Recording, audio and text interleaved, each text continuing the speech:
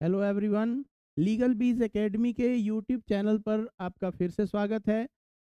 इस informative video के माध्यम से हम लोग जानेंगे कि स्टेट इमरजेंसी क्या है और स्टेट इमरजेंसी कैसे इम्पोज किया जा सकता है। कॉन्स्टिट्यूशन का काफ़ी इम्पॉर्टेंट टॉपिक है और जैसा कि आप जानते हैं कि बिहार जुडिशियरी, एपीओ और डिफरेंट जुडिशियरी एग्ज़ाम्स में कॉन्स्टिट्यूशन काफ़ी क्रूशियल रोल प्ले करता है। इसलिए निश्चित रूप से कॉन्स्टिट्यूशन के हर एस्पेक्ट पर आपको माइन्यूटली ध्यान देना होगा।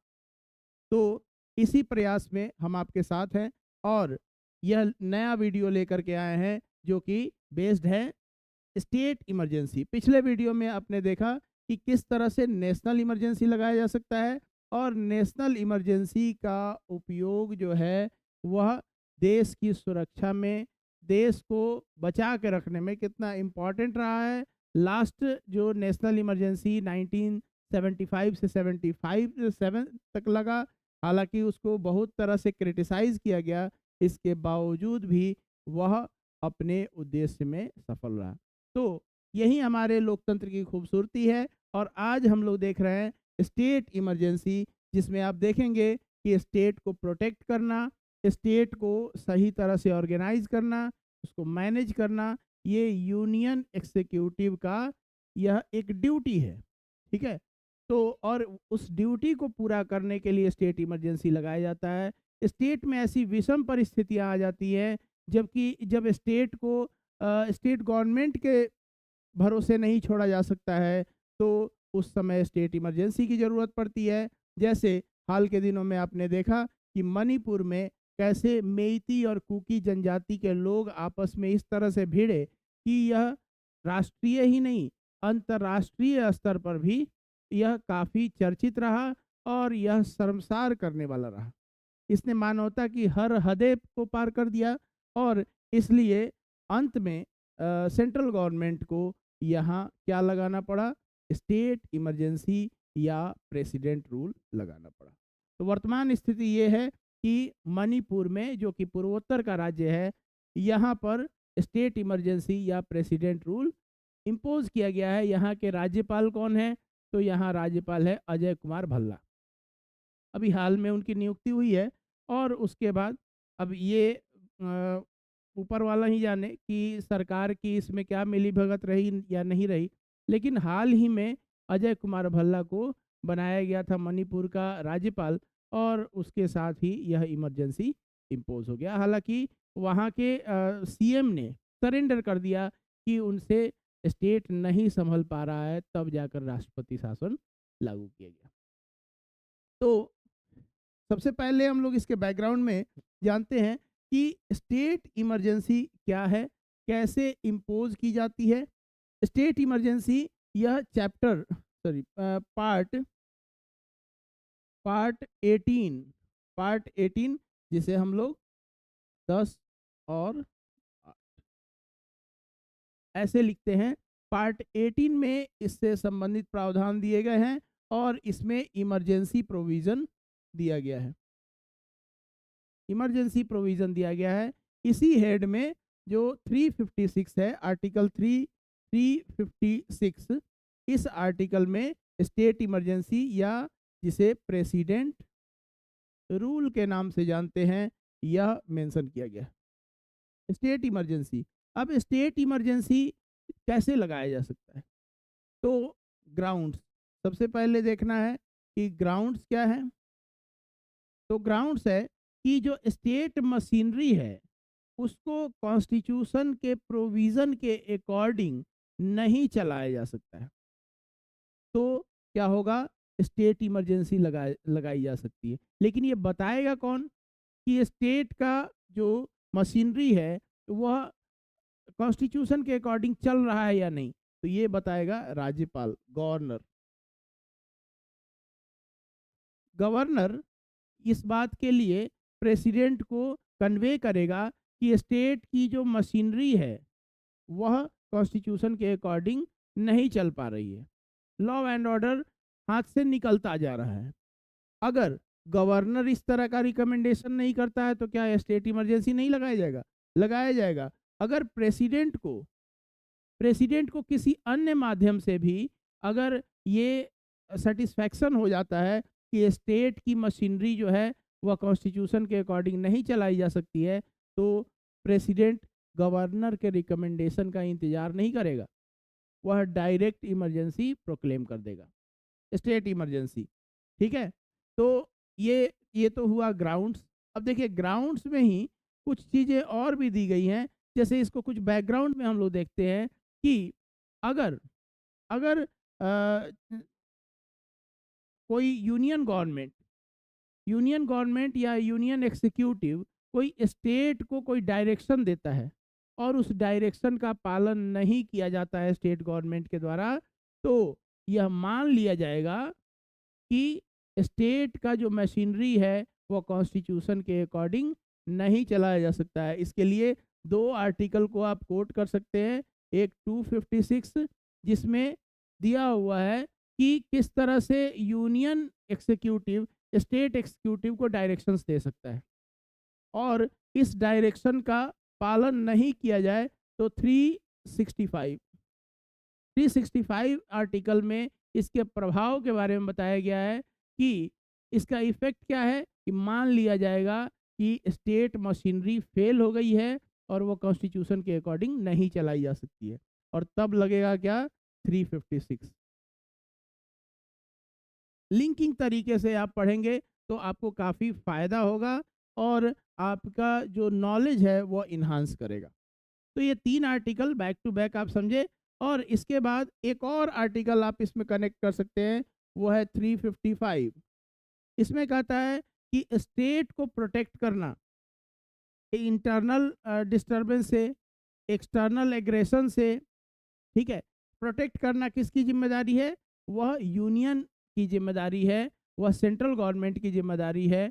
अगर इस तरह का लगता है कि स्टेट का जो लॉ एंड ऑर्डर है वह क्या है, खतरे में है, डेंजर में है, तो उसको प्रोटेक्ट करने के लिए भी क्या हो सकता है, स्टेट इमरजेंसी लगाई जा सकती है। तो ग्राउंड आई होप आप बहुत अच्छे से समझ गए होंगे कि किस किस तरह से स्टेट इमरजेंसी या प्रेसिडेंट रूल लगाया जा सकता है, इम्पोज किया जा सकता है। अब अगर स्टेट इमरजेंसी प्रोक्लेम कर दी गई है तो कितने दिन तक रहेगा, तो ड्यूरेशन। अब जिस तरह से जो यूनियन के द्वारा यूनियन के द्वारा जिस तरह से नेशनल इमरजेंसी लगाई जाती है, वहाँ ड्यूरेशन कितना है, वहाँ 2 मंथ है, यहाँ ड्यूरेशन क्या होगा, 1 मंथ। 1 मंथ का ड्यूरेशन है, और 1 मंथ के अंदर में क्या होना चाहिए, पार्लियामेंट के द्वारा अप्रूवल होना चाहिए, पार्लियामेंट के द्वारा अप्रूवल किया जाना चाहिए। कैसे अप्रूवल, तो वहीं स्पेशल मेजोरिटी से। स्पेशल मेजोरिटी अगर विशेष जानना है तो हमारे पिछले लेक्चर जो कि नेशनल इमरजेंसी पर है वो देखना ना भूलें। तो पार्लियामेंट के द्वारा अप्रूवल होना चाहिए, स्पेशल मेजोरिटी से होना चाहिए, और एक बार पार्लियामेंट अगर अप्रूव कर देती है तो कितने दिन तक रहेगा, जिस तरह से नेशनल इमरजेंसी 6 महीने तक रहता है, उसी तरह से स्टेट इमरजेंसी या प्रेसिडेंट रूल भी 6 महीने तक कंटिन्यू रहेगा। और पार्लियामेंट जो है वह क्या कर सकती है, हर 6 महीने पर इसको बढ़ा सकती है। लेकिन इसमें एक और इम्पॉर्टेंट बात यह है कि जैसे ही 1 साल से 1 ईयर से ज़्यादा बढ़ाना है, ये स्पेशल प्रोविजन है केवल स्टेट इमरजेंसी में, 1 साल से ज़्यादा अगर बढ़ाना है तो पार्लियामेंट का अप्रूवल तो चाहिए ही, लेकिन इसके अलावा इलेक्शन कमीशन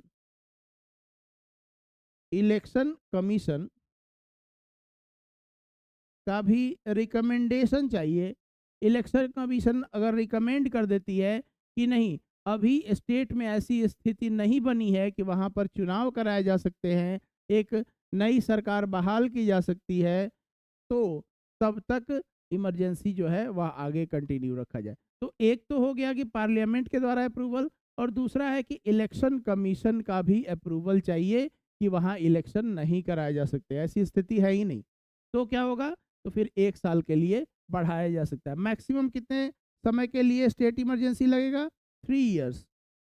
लेकिन एक स्पेशल प्रोविजन है पंजाब के लिए, वहाँ 5 इयर्स तक के लिए लगाया जा सकता है, 5 साल तक कंटिन्यू बना रह सकता है।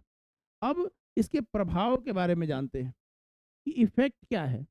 जब स्टेट इमरजेंसी है, अगर प्रोक्लेम हो जाती है, तो वहाँ पर जो होगा वह गवर्नर है, प्रेसिडेंट रूल, लेकिन वहाँ का मालिक कौन हो जाता है? गवर्नर हो जाता है। और गवर्नर प्रेसिडेंट के बिहाफ में वहाँ के सारे एग्जीक्यूटिव पावर एक्सरसाइज करने लगता है। साथ ही अ, ये बात कहाँ दिया हुआ है? 357 में इफेक्ट दिया गया है। लेजिस्लेटिव पावर, तो जो यूनियन पार्लियामेंट है वह स्टेट के लेजिस्लेटिव पावर को एक्सरसाइज करने लगती है। ठीक है, यानी स्टेट का जो भी है, एग्जीक्यूटिव है, लेजिस्लेटिव है, ये सारे पावर यूनियन में मर्ज कर जाते हैं और यूनियन एग्जीक्यूटिव, यूनियन लेजिस्लेचर इसको एक्सरसाइज करने लगती है। क्या स्टेट की जुडिशियरी को यूनियन एक्सरसाइज करने लगेगा? नहीं, जुडिशियरी पावर को एक्सरसाइज नहीं कर सकता है। यानी स्टेट में जो हाई कोर्ट है, उस हाई कोर्ट के पावर को एक्सरसाइज करना ये संभव नहीं है। किसके लिए? यूनियन गवर्नमेंट के द्वारा। ठीक है, तो ये हम लोग समझे कि इफेक्ट क्या है।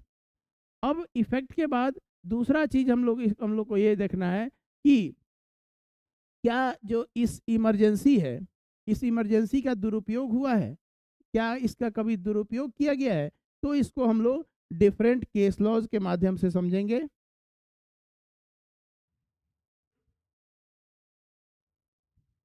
ये अगर किसी को पीडीएफ इसकी ज़रूरत है, तो वह टेलीग्राम चैनल पर जुड़े, और टेलीग्राम का लिंक आपको इसके डिस्क्रिप्शन बॉक्स में मिल जाएगा। वहाँ से आप टेलीग्राम पर जा सकते हैं और ये जो स्लाइड्स है इसका पीडीएफ आप लोग पा सकते हैं। यह मेंस आंसर राइटिंग में काफ़ी इम्पॉर्टेंट होगा, और इसके अलावा स्क्रीनिंग या प्री एग्ज़ाम के लिए भी यह काफ़ी इम्पॉर्टेंट होगा। तो केस को डिक्लेयर करते हुए देखते हैं कि state of Rajasthan and others versus union of India 1977। इस केस में सुप्रीम कोर्ट ने क्या ऑब्जर्व किया कि the supreme court observe that court have no power to review the proclamation passed under article 356। यानी कोई रिव्यू पावर नहीं है। यूनियन के द्वारा जो प्रेसिडेंट रूल लगाया गया है, तो उससे संबंधित सुप्रीम कोर्ट के पास कोई रिव्यू का पावर नहीं है। Imposing the state emergency continuously become arbitrary in India due to this reason, and hence the supreme court finds it's necessary to overturn the decision. Supreme court ने इसमें decision क्या दिया? Rajasthan, state of Rajasthan versus union of India में, कि review का power नहीं है, लेकिन इससे सरकार आर्बिट्रेरी हो रही है, इसलिए इसको ओवरटर्न करने का प्रयास आगे के केसेस में किया गया। तो आगे के केसेस में आप एक देखेंगे, Rameshwar Prasad versus union of India. इस केस में सुप्रीम कोर्ट ने क्या कहा कि the governor while recommending dissolution of assembly has to annex with the report relevant material substantiating his decision. In absence of relevant material, it will be considered as a personal opinion of the governor. तो governor को क्या करना पड़ेगा? अगर वो recommendation देता है कि असेंबली को डिसॉल्व कर दिया जाए। देखिए, इसमें एक इम्पॉर्टेंट बात है एसआर बोम्मई के केस में, इसको भी हम लोग पढ़ेंगे अभी, कि एसआर बोम्मई का केस सबसे लैंडमार्क जजमेंट है। इसमें सर्टेन गाइडलाइंस दिए गए हैं। आप देख पा रहे हैं कि वो 1 से लेकर 5 तक गाइडलाइन है, और इस गाइडलाइन में एक मेजर गाइडलाइन क्या है कि स्टेट लेजिस्लेशन का डिसोल्यूशन यह कंपल्सरी नहीं है। ये कंपल्सरी नहीं है। ये नहीं कि जैसे ही इमरजेंसी लगाए स्टेट का जो लेजिस्लेटिव है उसको डिसॉल्व कर दिए, ये संभव नहीं है।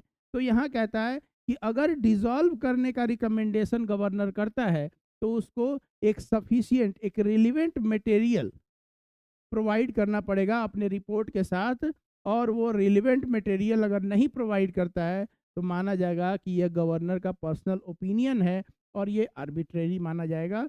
इसको इस आधार पर रिव्यू किया जा सकता है। ठीक है, अब आते हैं एसआर बोम्मई, जो कि काफ़ी इंपॉर्टेंट केस लॉ है। तो इसमें कहा गया कि the supreme Court held that judicial review of the presidential proclamation is permissible if the allegation of mala fides have been levelled in the petition. यानी अगर यह मेलाफाइड इंटेंशन के साथ अगर स्टेट इमरजेंसी लगाई जाती है तो उसका जुडिशियल रिव्यू किया जा सकता है। सर्टेन गाइडलाइंस सुप्रीम कोर्ट ने दिया कि जैसे proclamation dissolving state legislative assembly is subject to judicial review. और इसी बात को रामेश्वर प्रसाद के केस में आगे जाके और भी डिक्लेयर किया गया। यानी प्रोक्लेमेशन लगाने पर, प्रोक्लेमेशन करने के बाद जरूरी नहीं है कि स्टेट लेजिस्लेटिव को डिसॉल्व कर दिया जाए, लेकिन अगर डिसॉल्व किया जाता है तो जुडिशियल रिव्यू उसका किया जा सकता है। Presidents rule can not be imposed on the ground of political consideration. शुरुआत के समय में इंदिरा गांधी के समय में 35 इमरजेंसी लगे थे, 35। जितने भी स्टेट जो कि कांग्रेस द्वारा शासित नहीं थे उन सब में इमरजेंसी लगा दिया गया। और इसके बाद जब जनता पार्टी की सरकार आई तो उन्होंने भी सब पर इमरजेंसी लगा दिया। तो ये एक परिपाटी चल निकली। तो निश्चित रूप